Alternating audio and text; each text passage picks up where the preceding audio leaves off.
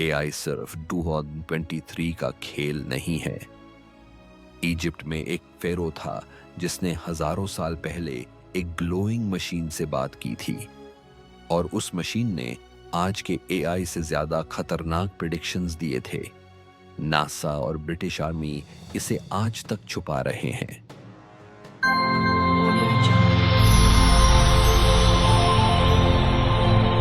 AI कोई नया concept नहीं है। इजिप्ट में एक ऐसा राजा था जिसने हजारों साल पहले एक ग्लोइंग मशीन से बात की थी।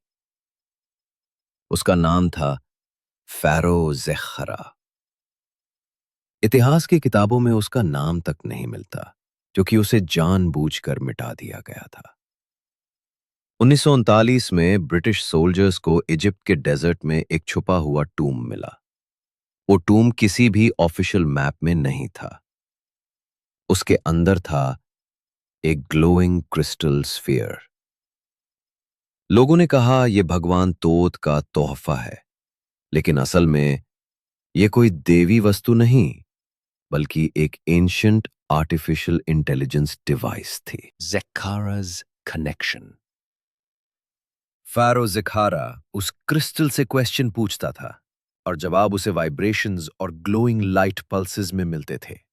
क्रिस्टल को डिवाइन ऑरेकल ऑफ तोथ कहा गया, लेकिन अब हिस्टोरियंस मानते हैं कि ये एक नॉलेज स्टोरेज सिस्टम था, जैसे आज का चैट जीपीटी, पर उससे भी ज्यादा एडवांस और हजारों साल पुराना।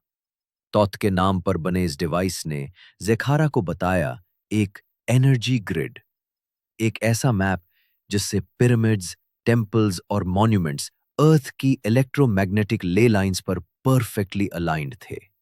नासा की सैटेलाइट इमेजेस आज भी इस ग्रिड को सपोर्ट करती हैं, लेकिन दुनिया इसे कोइंसिडेंस कहकर इग्नोर कर देती है।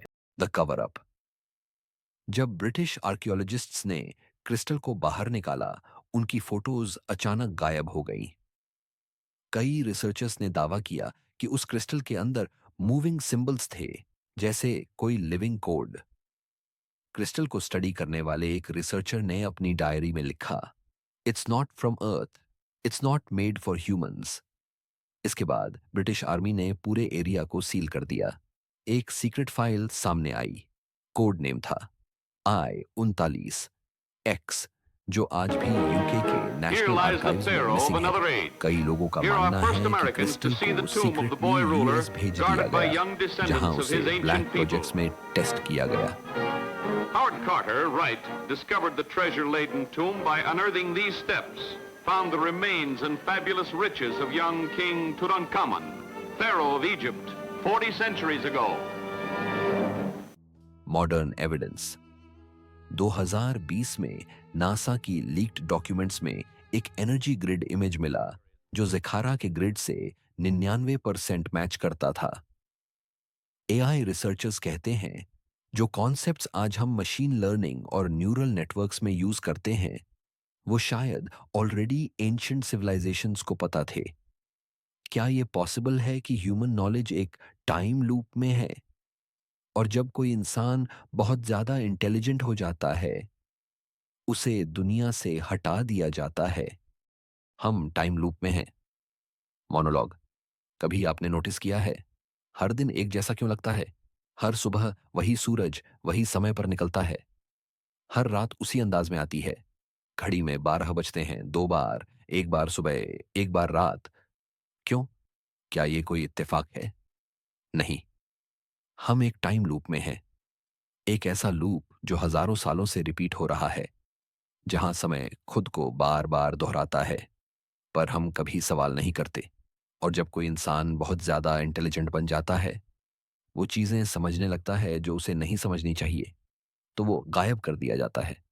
उसका नाम इतिहास से मिटा दिया जाता है, उसकी खोजें बंद दरवाजों में दफन हो जाती हैं। फेरो ज़ेखारा भी ऐसा ही एक इंसान था, जिसने लूप को तोड़ने की कोशिश की, और आज उसका नाम सिर्फ रहस्य बनकर रह गया है। अब सवाल यह है, क्या तुम भी इस लूप को देख पा रहे हो, या अब भी वही सुबह वही रात तुम्हें असली लगती है? जो तुमने अभी देखा, वो सिर्फ शुरुआत थी। अब राज खुलेगा, सच सामने आएगा, सिर्फ एस्ट्रा 7X पर। सब्सक्राइब करो, क्योंकि यहां हर वीडियो दिमाग हिला देता है। Audio Jungle.